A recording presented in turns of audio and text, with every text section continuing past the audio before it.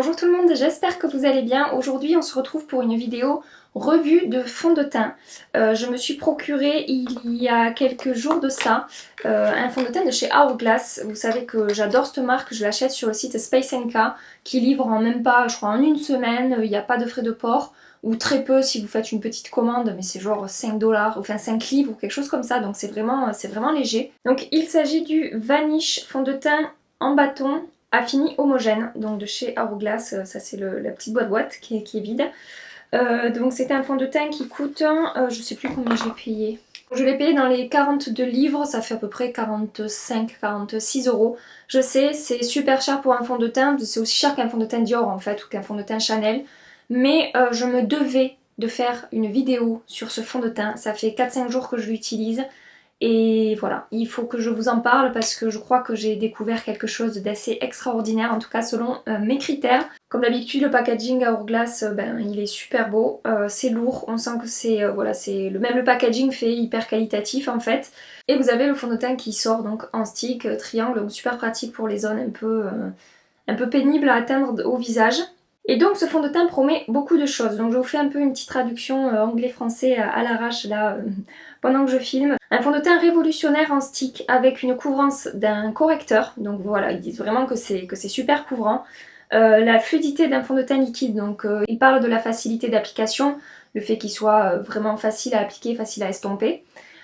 Donc après ils disent la légèreté d'une poudre, donc le fait qu'il n'y ait pas d'effet de matière, qu'il n'y ait pas d'effet masque et que ce soit vraiment un rendu assez naturel en fait. Et ils disent une formule waterproof longue tenue avec un rendu indétectable, haute couvrance. Sachez tout d'abord, je ne vais pas faire durer le suspense, je viens pour vous parler d'un produit dont je suis tombée amoureuse, donc je ne vais pas vous faire on va voir ce soir comment ça se passe, je sais comment ça se passe. Et au niveau de tout ce qu'ils disent, que ce soit de la couvrance, de l'application, du travail de la matière, du résultat sur la peau, du fait qu'il n'y ait pas d'effet de matière, qu'il n'y ait pas d'effet masque ou plâtre, enfin je valide à 200% pour ce qui est de la tenue aussi. Donc voilà, je vais l'appliquer avec vous en direct, je vais faire des petites, enfin c'est pas des check-up puisque je sais comment ça va se passer, mais je vais venir plusieurs fois dans la journée vous montrer comment ça évolue sans faire aucune retouche et je veux que vous voyez, ça. Si vous êtes à la recherche du Graal, je pense que vous pouvez peut-être commencer à envisager d'acheter cette chose. Sachez que comme d'habitude, c'est les youtubeuses américaines, les blogs américains qui en ont parlé énormément et voilà, j'ai eu vraiment envie de le tester, ça faisait longtemps que j'en avais envie. Donc voilà, je me le suis acheté. Je voulais partager avec vous et vous faire découvrir si vous êtes à la recherche d'un bon fond de teint ce truc là. Parce que c'est vraiment le top. Je vous laisse passer à la session application. J'ai déjà appliqué ma base, donc j'utilise la Urban Decay Self Adjusting Complexion Primer que je suis en train de tester toujours. Je me fais pas un avis en 3 jours, je me fais un avis en un peu plus. Si ça continue de manière aussi positive, je vous ferai un petit focus dessus pour vous en parler un peu plus. Donc maintenant je vais appliquer la bête, donc moi je suis en teinte Warm Ivory. Je vais appliquer un côté au Beauty Blender, un côté au Kabuki pour que vous puissiez voir la différence. Et s'il y a une différence, moi j'ai appliqué jusque là le Beauty Blender, donc mais bon je préfère vous faire les deux applications pour que vous puissiez mieux voir comment ça se passe. Donc moi j'applique que ça sur le centre du visage et après j'étale avec mes outils. Alors je sais pas si vous pouvez voir avec quelle facilité ça glisse sur la peau. J'ai un petit bouton là.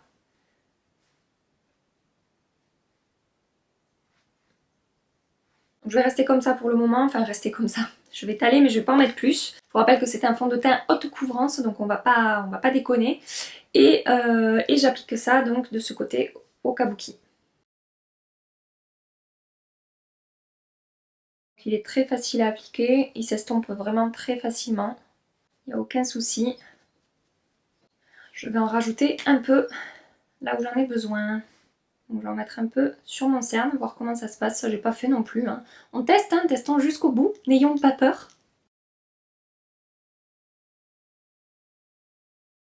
Donc voilà pour ce côté. Globalement ça couvre bien mes imperfections. Ça fait disparaître mes rougeurs. Mon teint et j'ai une peau de bébé. Ça a bien atténué la couleur de mon cerne par rapport à l'autre côté. Je ne sais pas si vous pouvez faire la différence. Maintenant je vais estomper l'autre côté avec mon Beauty Blender.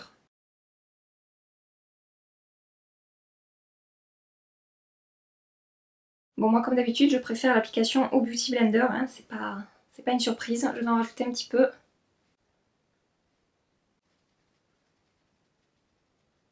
Voilà pour le résultat. J'ai un teint super bien unifié, ça camoufle toutes les imperfections, mais en même temps, je sais pas comment vous dire, il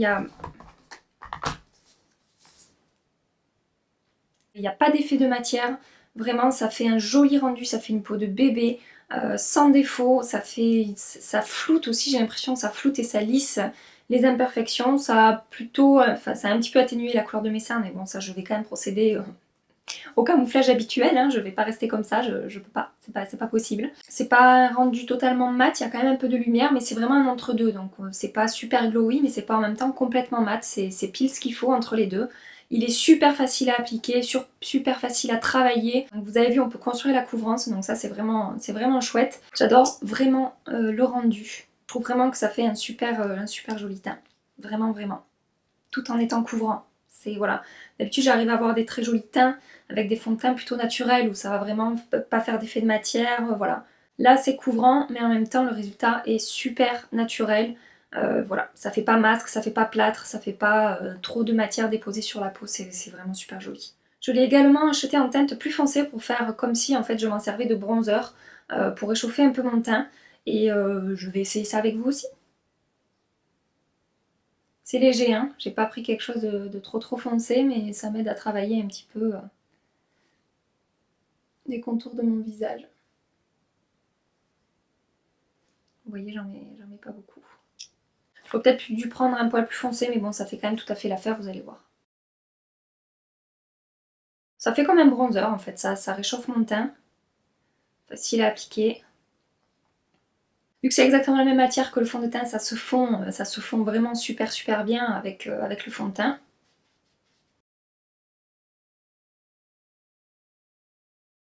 Je sais pas si vous voyez le résultat, mais enfin, moi je suis bluffée.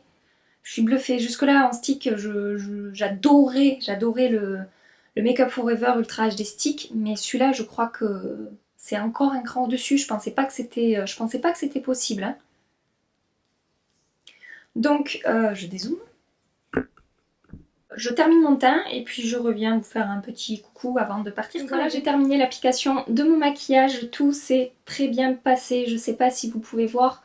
Le teint que j'ai, moi je suis fan, enfin voilà, je vous dis, j'ai fait une vidéo vraiment exprès pour ce fond de teint parce que après l'avoir testé 4-5 fois, je me suis dit mais je suis obligée là de brancher la caméra et de leur en parler, de leur montrer comment ça se passe parce que ce fond de teint est assez exceptionnel. Voilà, selon moi, selon mes critères, hein. Je reviendrai vers vous au milieu de journée, après 5 heures d'application pour que vous puissiez voir comment ça évolue, comment il bouge dans la journée.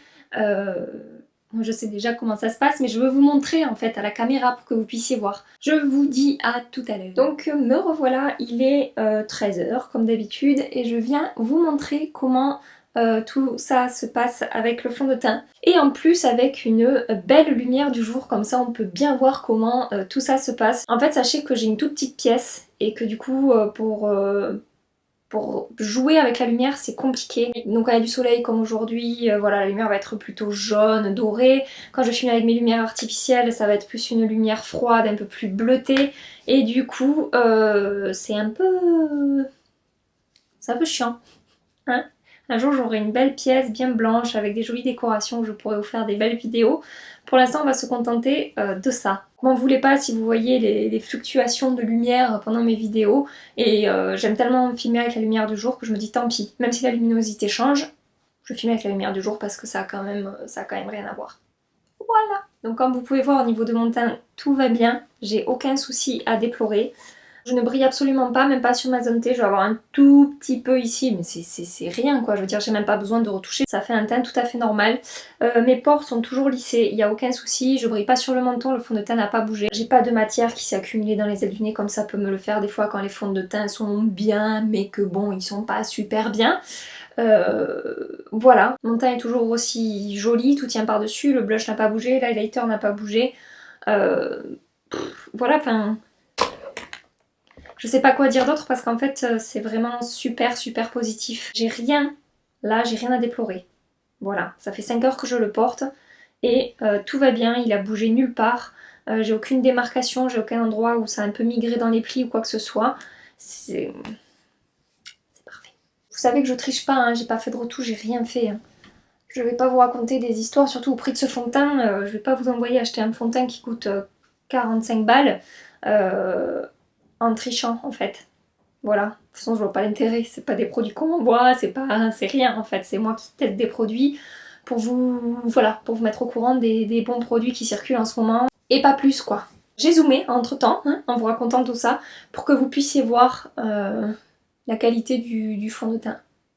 Je viendrai vous remontrer comment ça s'est passé aux alentours de 18h-19h, ça fera entre 8 et 10 heures que je porte le fond de teint, donc ça sera parfait pour vous montrer l'évolution tout au long de la journée, comme d'habitude.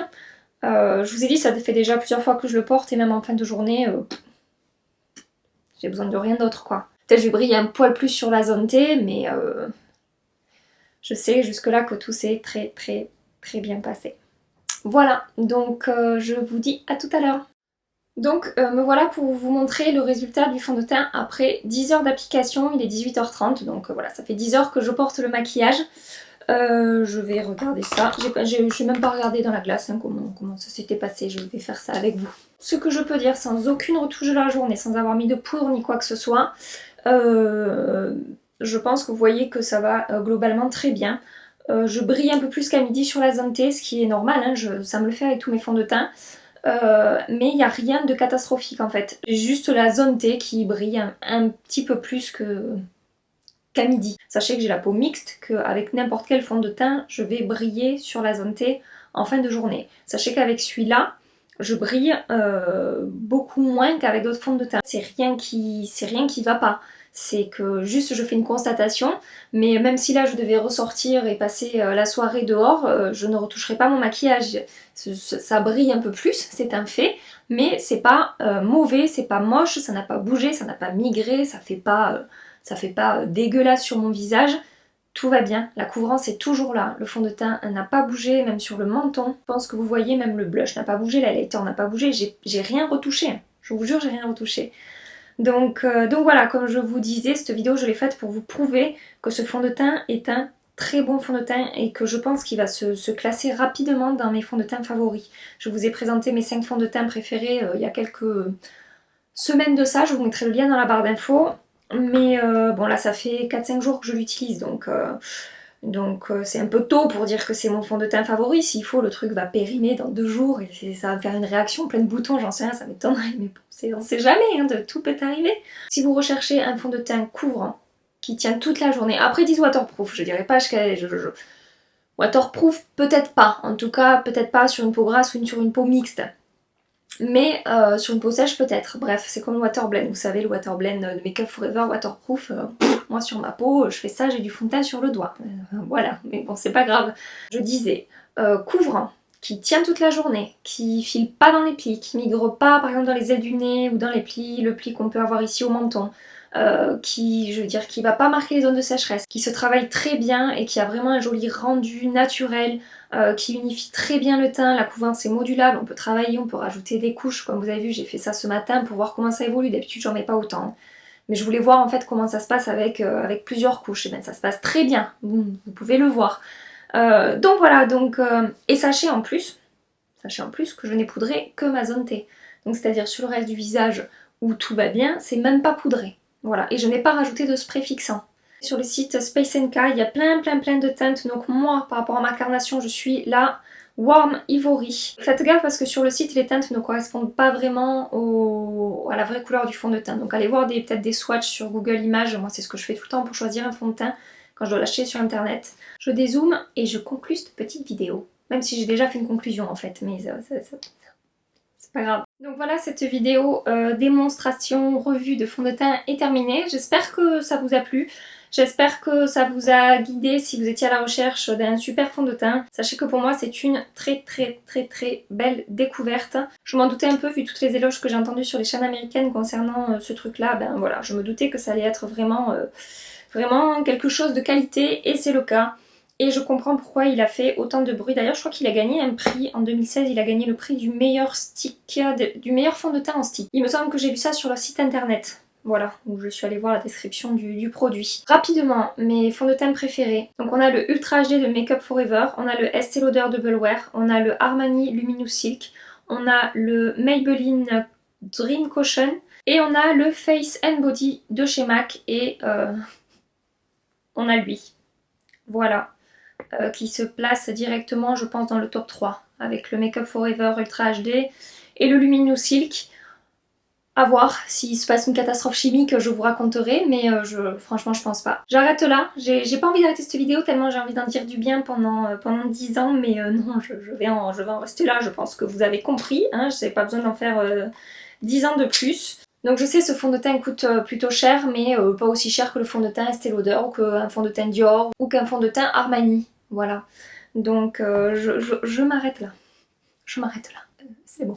J'espère que vous avez passé un agréable moment avec moi, j'espère que cette vidéo vous a plu. Si c'est le cas, je vous invite à la liker et à vous abonner à ma chaîne et à activer la petite clochette pour avoir les notifications quand je sors de nouvelles vidéos. Sachez, comme d'habitude, que j'en sors le mercredi et le dimanche. Je m'y tiens, je suis rigoureuse, j'y travaille et voilà. Et je vous poste ça donc 2 fois par semaine, le mercredi matin et le dimanche matin. Je vous fais plein de bisous, je vous souhaite une bonne fin de semaine et je vous dis à très bientôt. Bye bye.